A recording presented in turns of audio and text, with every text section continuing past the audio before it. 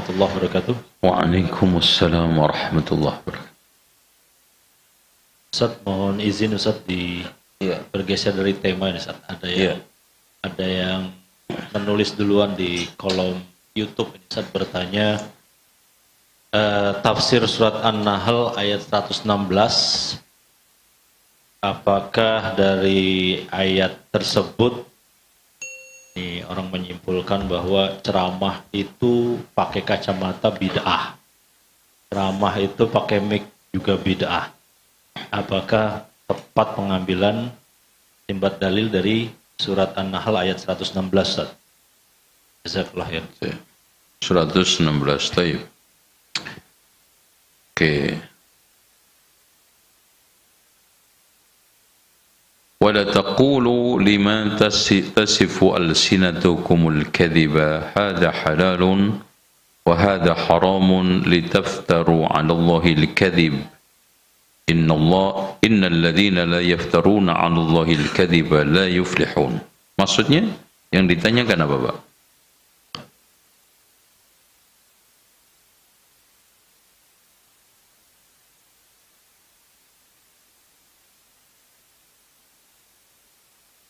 Ya intinya gini,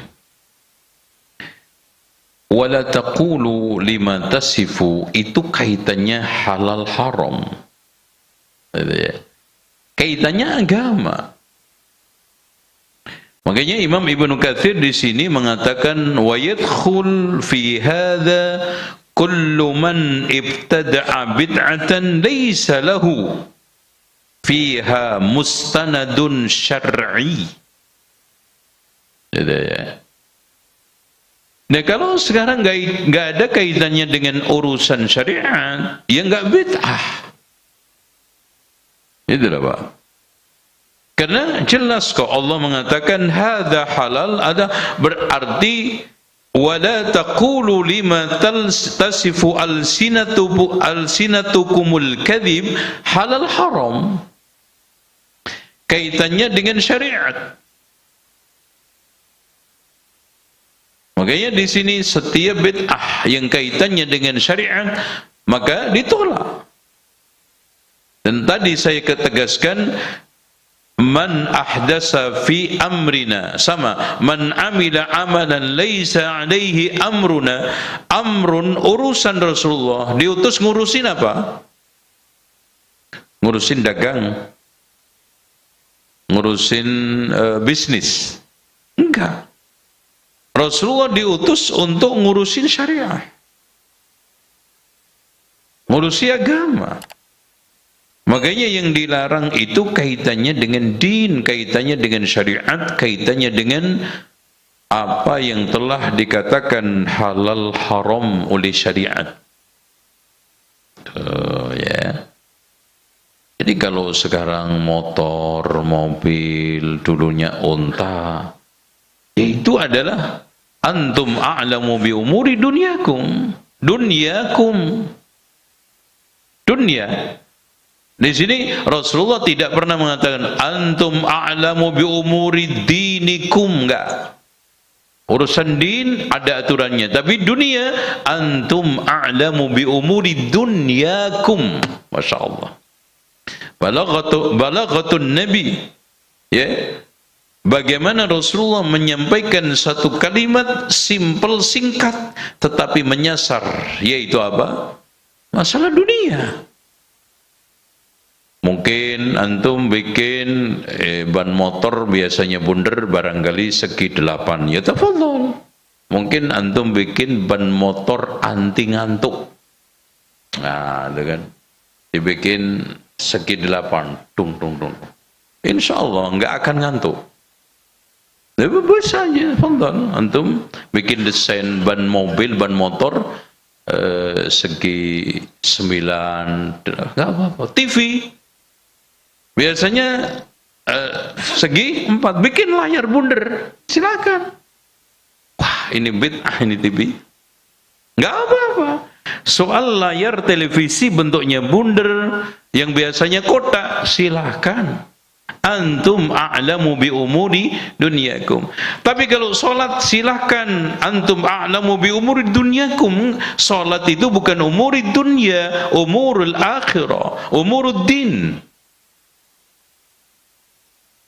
Clear. Jadi di sini ikhwas sekalian, tahlilan umuri dunya atau din. Buktinya dia ketika ditanya, Pak, kenapa tahlilan? Ya supaya untuk yang mayit ini dapat pahala, nyawanya nggak gentayangan, ruhnya nggak balik. Ya balik kemana Pak? Ya ke rumah. Ya udah nggak betah Pak, utangnya banyak. Itu jadi dibalik-balik mereka. Mik itu urusan dunia. Azan pakai mik. Azannya kan nggak berubah dengan pakai mic, berubah nggak? Takbirnya jadi 8 begitu. Nah kalau bid'ah baru asyhadu an la ilaha illallah ta'ala. Nah itu bid'ah. Ada tambahan ta'ala. Asyhadu anna Muhammadar Rasulullah sallallahu alaihi wasallam. Bid'ah. Karena ada ziyadah fi umuriddin, yaitu apa? Azan. Apa? Bacaan azan.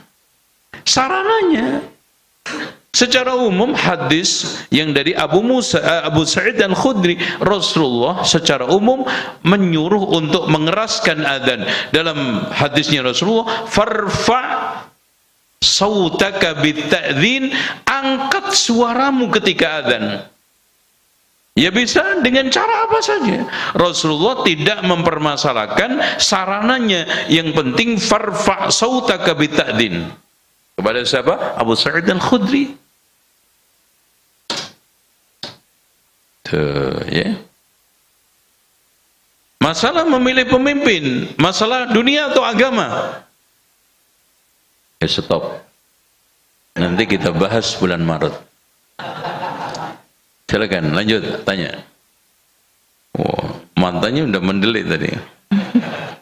Pikirannya saya membahas. Silakan. Bismillah. Wansat, ini saya ini kan lahir dari keluarga orang Madura ya. Masya Allah. Madura itu bahasanya kan. Bawa celurit nggak mas untuk mas? Dan di Madura itu kan bahasanya terpengaruh dari Surabaya kan. Nah, Surabaya itu ada umpatan apa nih, jancuk. Nah ini jancuk itu sebetulnya nggak jelek. Iya. Jadi jancuk itu asalnya dulu merek tanknya Belanda. Karena ngancurin kota Surabaya, akhirnya kesan tank itu jelek. Ini gara-gara jancuk ini. Rumah hancur, gedung hancur, akhirnya turun-temurun jancuk rek gitu kan. Itu sebetulnya nggak jelek. Terus apanya masalah? Tanya. Sebenarnya sudah terjawab setengahnya. Jadi ini saat kalau di pendidikan, apalagi di Surabaya itu kan kalau guru-guru di sekolah itu kan ngelarang. Jadi kalau kita bilang jancuk di sekolah tuh pasti dihukum gitu. Padahal kalau dari sejarah kan tadi sudah disebutkan itu nama tank ya. Ini bagaimana Ustaz? Apakah termasuk ucapan yang tercela Ustaz? Nah, al-'adah, gini kita kembalikan kepada al-'adatu muhakkamatun. Kita kalau al-'urfu ini sekarang kita di dalam masalah menetapkan hukum ikut bahasa atau uruf atau syariat. Secara bahasa, dancu itu adalah nama dari, tapi secara uruf sudah dikenal bahasa negatif. Gitu ya. Maka itu jangan pakai. Walaupun asalnya Pak, contoh bahlul. Bahlul itu apa artinya?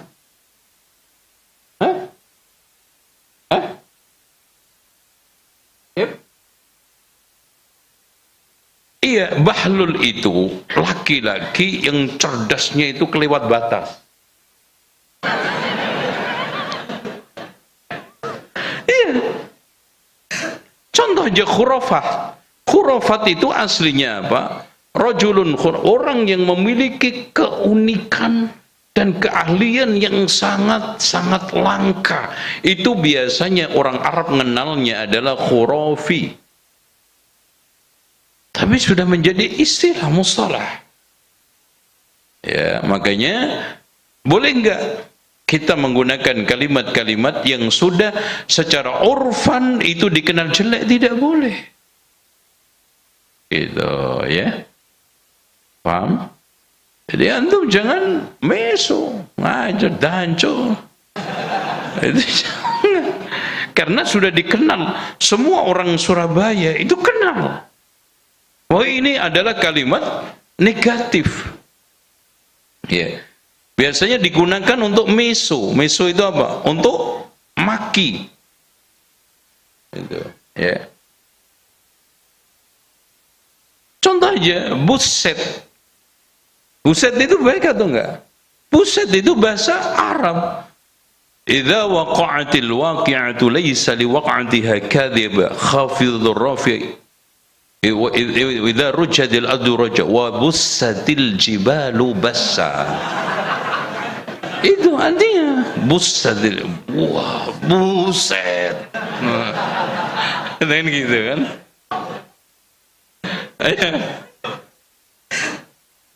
Karena ada beberapa bahasa Indonesia yang dari bahasa Arab, tapi akhirnya penerapan itu nggak karu-karuan, ya, nggak karu-karuan.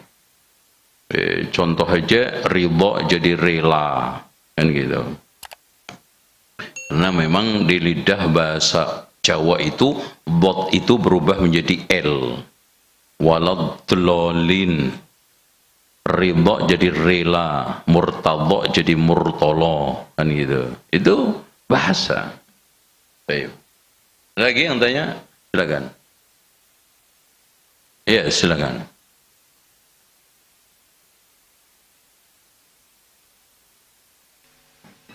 Bismillah. Izin bertanya, Ustaz.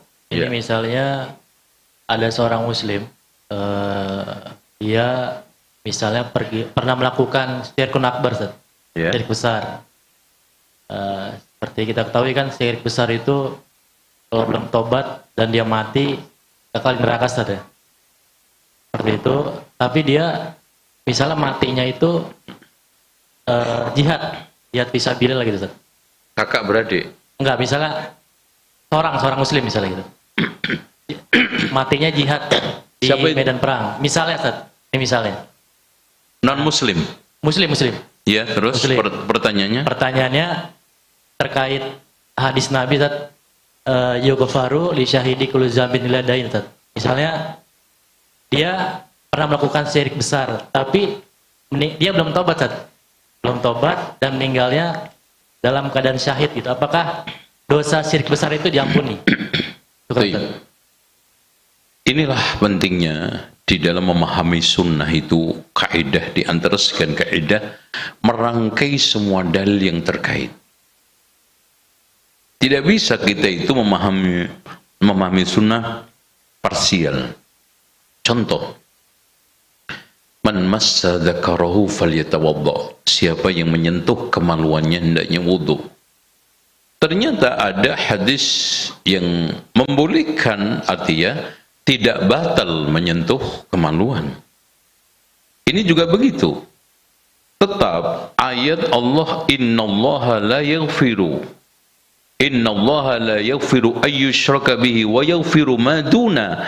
Nah, sekarang dosa-dosa yang sekarang ini dianggap diampuni itu di bawah atau di atas syirik atau sejajar dengan syirik. Ternyata hadirin sekalian, al-qatlu fi sabilillah yukaffiru kulla syai', yaitu dosa-dosa yang di bawah syirik. Untuk menyingkronkan wa yaghfiru ma duna. Ya, kan gitu. Sehingga dua hadis dengan ayat ini tidak saling kontradiktif. Al-qatlu fi sabilillah yukaffiru kulla syai'in illa dain. Terbunuh di medan perang menghapus segala sesuatu kecuali utang, berarti menghapus dosa-dosa di bawah syirik. Adapun syirik mutlak, innallaha la yaghfiru ayyushraka bihi. Makanya dari sini kita bisa mendapatkan kesimpulan ayat, Allah tidak akan bakal mengampuni dosa syirik kalau sampai mati nggak bertobat, tapi Allah bisa saja punya potensi mengampuni dosa kita meski nggak tobat, asalkan bukan syirik di bawah syirik. Kenapa? Karena kalau dua-duanya wajib dengan taubat, baik dosa syirik maupun di bawah syirik, khawarij.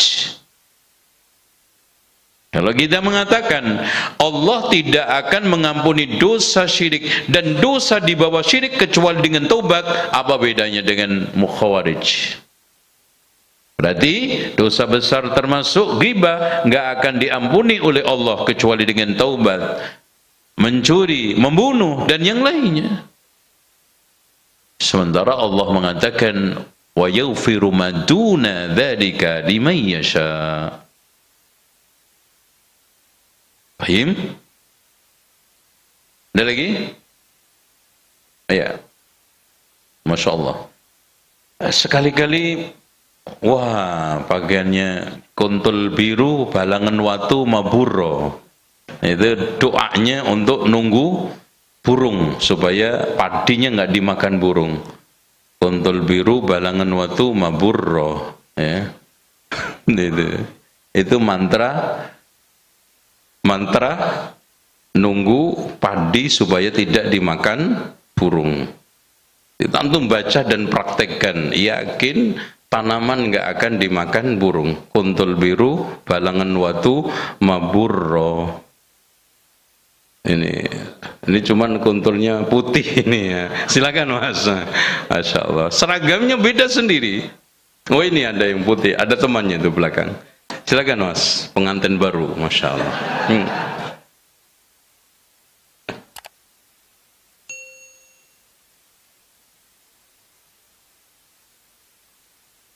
Dipencet Mas. Jangan diambil baterainya.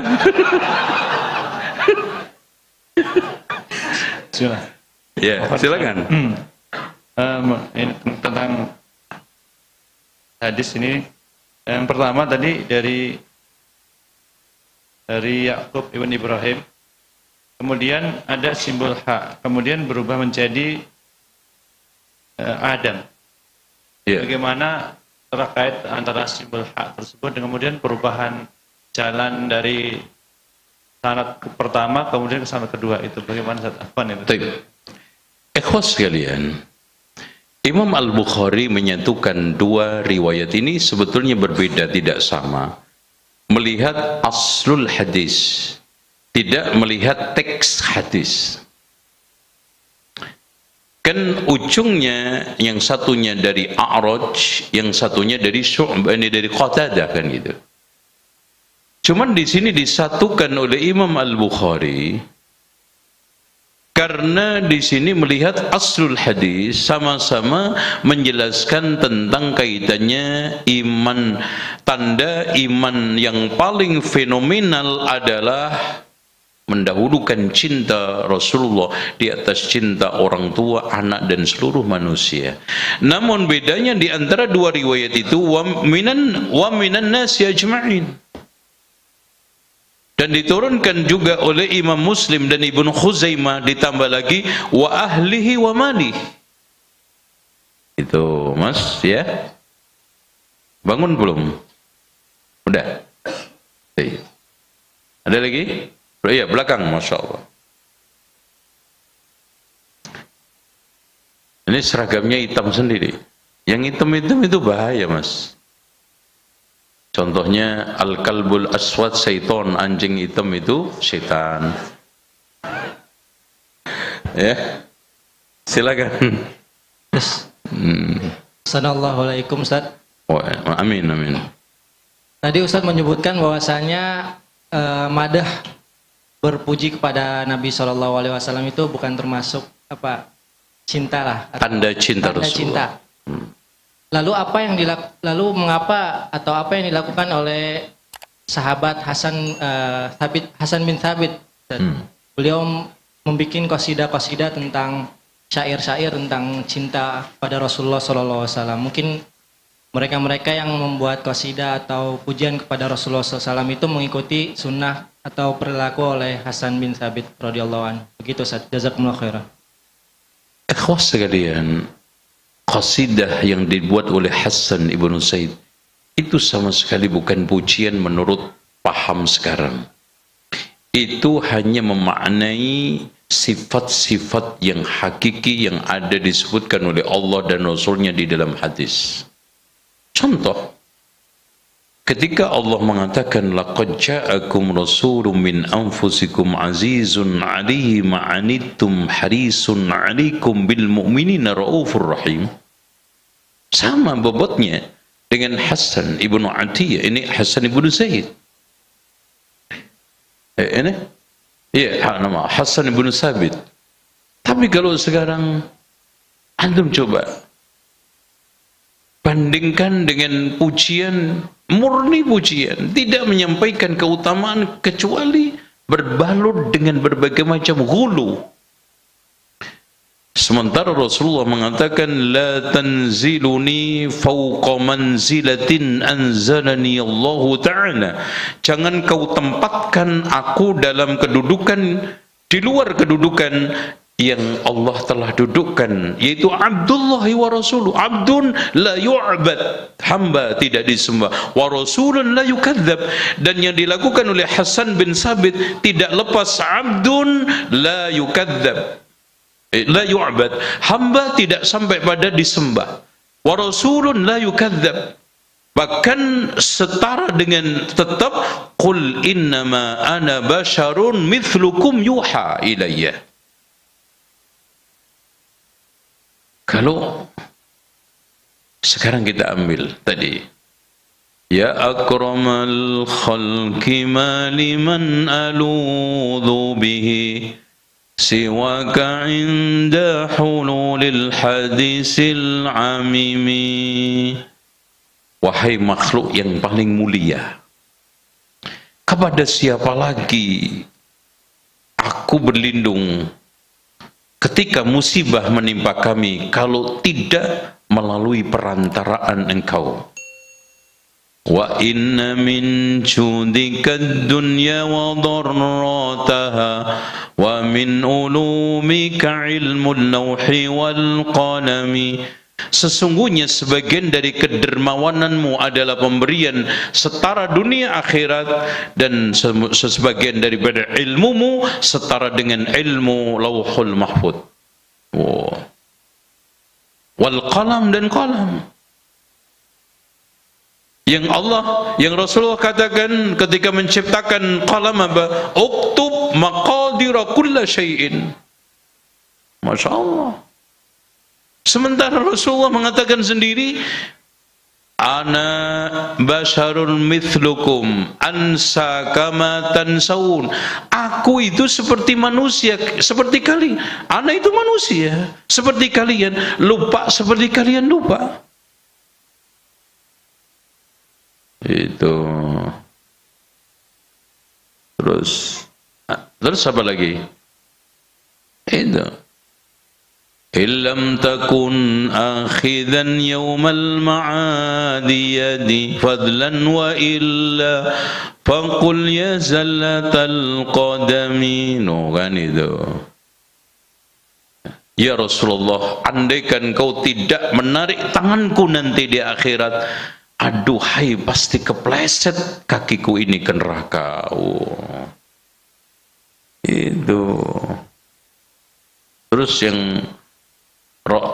contoh salawat ashil yang apa lah ya, jangan pura-pura apa lah, sampean punya videonya kok di setel ini. Ayo gimana salawat ashil? Allahumma salli ala sayyidina Muhammad wa ashhilil zalimin bi zalimin. Ini gitu. Ya Allahumma salli ala sayyidina Muhammad wa ashhilil zalimin bi zalimin wa akhrijna min bainihim salimin. Lupa.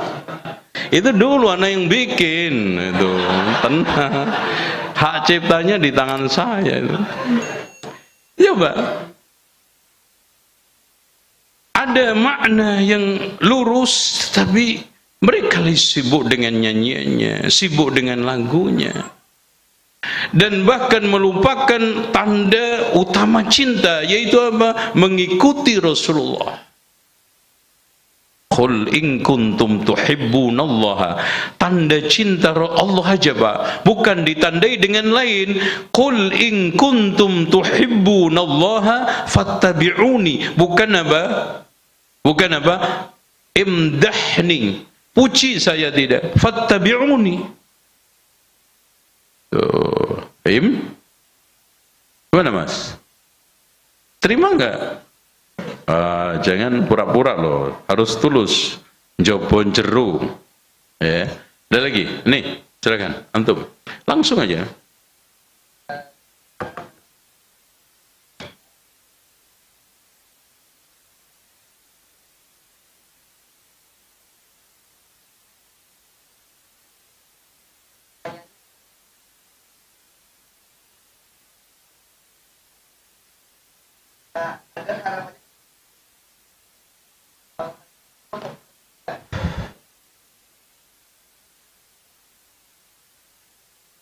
Ya ikhwah sekalian, dakwah adalah jalan terjal berliku penuh resiko. Makanya ada 6 kaidah yang harus dipahami seorang yang ingin berdakwah. 1, dakwah itu pasti diuji.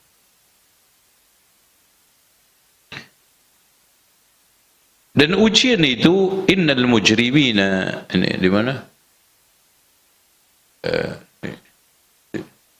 Itu loh. Wa idza ra'awhum qalu inna haula'i ladhalun. Sebelumnya yang gimana?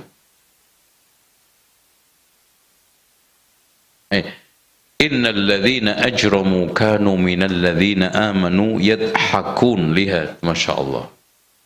Wa idza marru bihim yataghamazun. Itu udah. Wa idzan qalabu ila ahlihim munqalabu. Kita dijadikan guyonan di depan anak istrinya. Waduh, mana lihat tadi habis khutbah, Masya Allah, anak jenggot panjang banget kayak wedus. Anaknya kiki. Oh, istrinya hahaha. Yes. Wa idza ra'awhum qalu inna haula'i ladhallun. Oke. Yang kedua, dakwah itu harus dengan ilmu. Makanya kata Imam Ibnu Taimiyah di dalam kitab Al-Amru bil Ma'ruf wan Nahyi 'anil Munkar, hendaknya seorang yang ingin amar ma'ruf nahi munkar, ilmu sebelum amar ma'ruf nahi munkar, lemah lembut ketika amar ma'ruf nahi munkar, sabar setelah amar ma'ruf nahi munkar. Masya Allah. Terus kemudian kaidah yang ketiga, pahala dakwah itu sudah didapat hanya sekedar menyampaikan. Jadi ketika seorang dai paham dengan ini, nggak peduli dengan tingkah orang, maju mundur orang, ikut nggak ikut orang, yang penting dakwah. Nabi Nuh aja tidak pernah putus asa, padahal Allah mengatakan wa ma amana ma'ahu illa qalil. Wa ma amana ma'ahu illa qalil. Disebutkan oleh Imam At-Tabari di dalam tafsirnya, 4 orang pengikutnya. Dakwahnya berapa tahun? 950 tahun. Masya Allah. Alhamdulillah. Kita mendirikan HBS sudah berapa? 14 tahun aja udah ribuan pengikutnya. Lebih hebat lagi, Pak. Nabi yang ada di dalam surat Yasin, ya, didustakan 2. Fa'azzazna bithalithin faqalu inna ilaikum mursalun. Pengikutnya cuma 1. nabinya 3, pengikutnya 1. Banyakan nabinya apa pengikutnya? Allahu Akbar. Ketika Rasulullah SAW Isra Mi'raj, ditampakkan nabi-nabi, Rasulullah mengatakan, wa hunaka nabiyyun wa laysa ma'hu ahad. Di sana ada nabi enggak punya pengikut sama sekali, satu pun enggak ada. Apa dia putus asa? Enggak. Bahkan Nabi Nuh yang seperti itu diberi gelar oleh Allah, top, innahu kana abdan syakura. Kenapa? Tekun, konsen, istiqamah. Yang penting aku menyampaikan. Kaidah yang keempat, menimbang maslahat dan madarat. Itu aja. Kaidah yang kelima, mengatur, membuat strategi. Harus ada strategi. Nah, yang keenam baru dakwah itu bil akhlakil karimah. Itu kaidah antum pegang, antum praktekkan, insya Allah pasti hasil. Yaitu apa? Pahala. Bagi seorang dai itu bukan hasil sekarang followernya melimpah, yang sekarang pengikutnya masya Allah dari ujung kulon sampai ujung wetan. Tidak. Itu semu, keberhasilan semu. Keberhasilan yang hakiki adalah bisa istiqamah di atas dakwah ilal mamat, sampai mati, meskipun pengikutnya dihitung jari seperti Nabi Nuh, wa ma amana ma'ahu illa qalil. Dan pada akhirnya Pak, wa qalilun min ibadiyas syakur. Sedikit sekali umatku yang bersyukur, hambaku yang bersyukur. Itu, ya. Terakhir. Ya, ini ada pertanyaan dari Umahat. jamaah yang mengikuti secara online dari chat YouTube. Assalamualaikum warahmatullahi wabarakatuh. Waalaikumsalam. Mohon nasihatnya Ustaz untuk anak yang belum bisa mengamalkan ilmu dan terkadang merasa datang ke majelis ilmu hanya menjadi rutinitas saja. Barakallahu fiik. Akhwas sekalian, kita semua, saya, antum termasuk penanya, yang dituntut utama pertama ketika datang ke majelis adalah meluruskan niat dan tujuan. Ketika itu yang diluruskan, ketika itu yang menjadi pijakan, insya Allah pelan-pelan. Ya. Kalau sekarang rutinitas itu dibiarkan, kita menjalanin suatu kerjaan yang sangat membosankan. Contoh aja, antum hadir di sini. Kalau niat antum nggak lurus, tujuan antum nggak mulia, bosan. Makanya baru muqaddimah aja ngantuk. Baru muqaddimah, belum mulai isinya.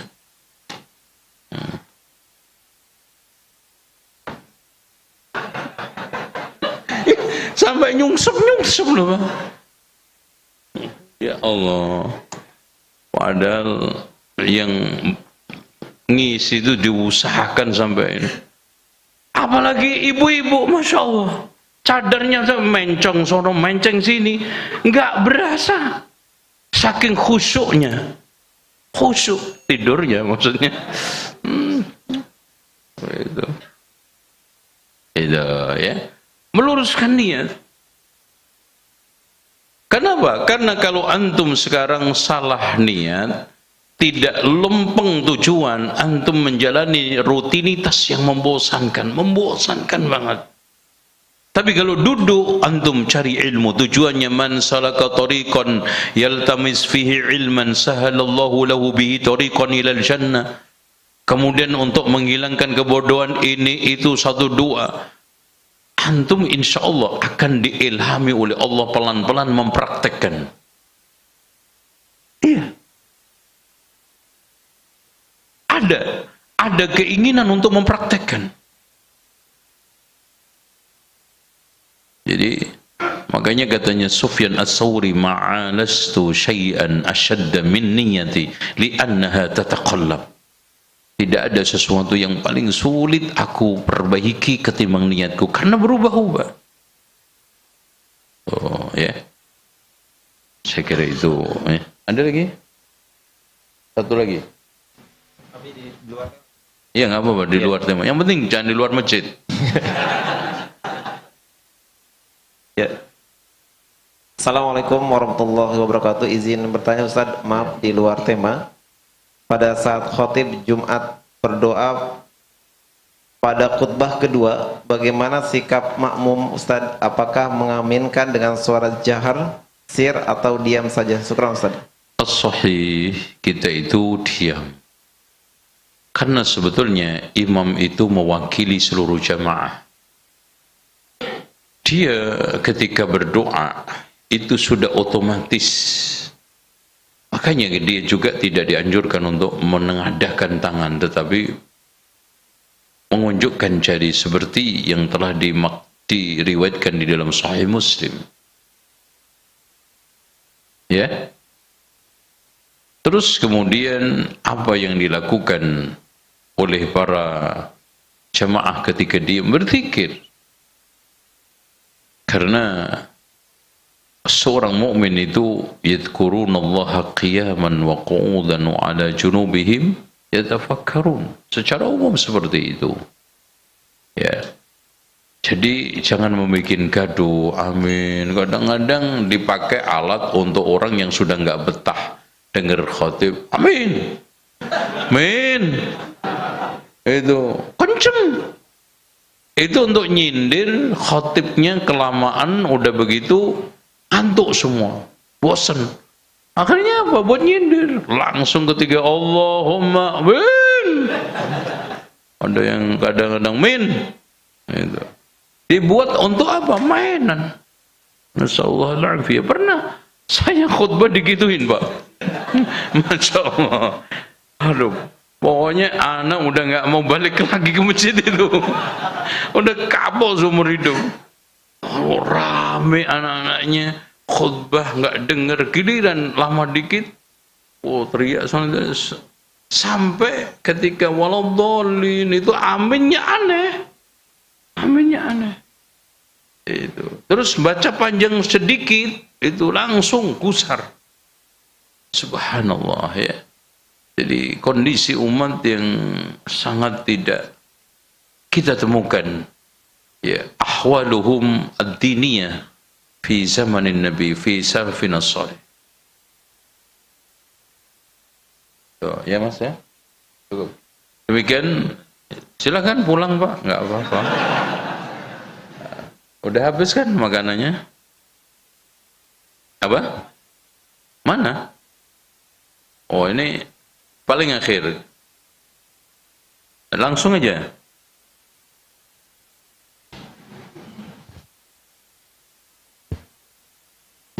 Ya, syukran atas kesempatannya, Ustaz. Wan, kemarin pernah dibahas mungkin ya tentang la yu'minu ahadukum ini, Ustaz. Ini imannya hilang, kamalul imannya apa sihatul iman gitu, Ustaz. Karena kan di sini tidak beriman salah seorang di antara kalian sampai aku lebih dicintai daripada selainnya, seperti itu, Ustaz. Nah, sementara salah satu tanda cinta itu kalau kuntum tuhibbunallah fattabi'uni gitu kan. Nah, ada banyak sementara orang yang tidak mengikuti Nabi dalam banyak hal seperti itu. Tapi dia mengaku bahwa dia cinta dan dia muslim gitu, Ustaz. Ya, mungkin anak kelewat kemarin untuk pembahasan ini. Kamalul iman apa sihatul iman gitu.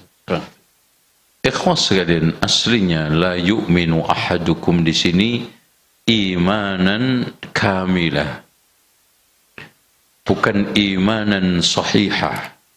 Kecuali kalau akhirnya mengalahkan Rasulullah di dalam hal-hal yang sifatnya menghilangkan aslul iman.